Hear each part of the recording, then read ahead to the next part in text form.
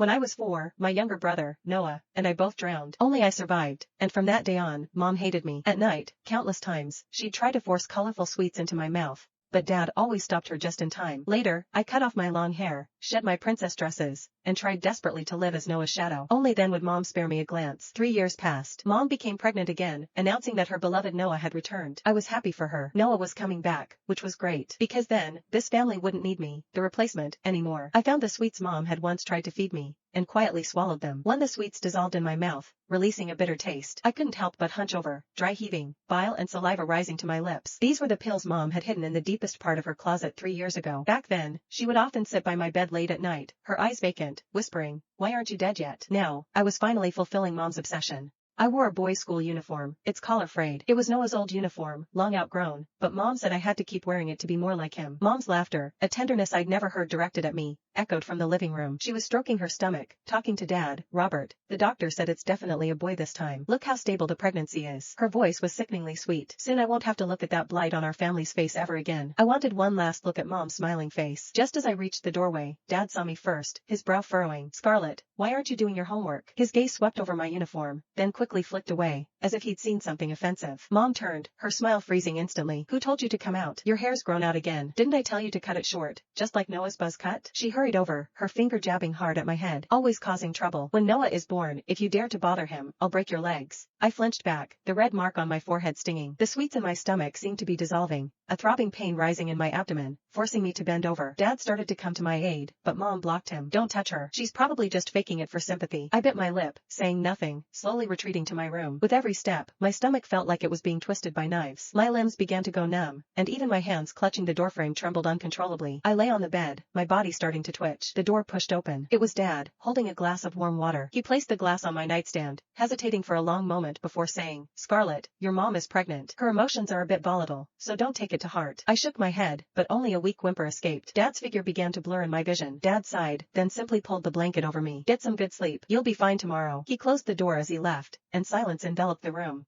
I reached under my pillow for the small toy car, Noah's favorite. Most of its paint had chipped off, but I polished it clean every day. Mom said it was Noah's, and I had to keep it safe. Last time, when a classmate tried to take it, I fought desperately, taking a beating to get it back. Gradually, my vision blurred completely. I hugged the toy car tightly and closed my eyes. "Mom, Noah is coming back. You won't have to suffer looking at me, your replacement, anymore. This way, it's truly good." Too slowly, I felt the pain fade away. Like a dandelion seed carried by the wind, I floated gently into the air, clearly seeing the small body on the bed. The crumpled school uniform clung to her, her face as white as paper, her lips an unnatural purplish blue. A smudge of undigested bile still clung to the corner of her mouth, and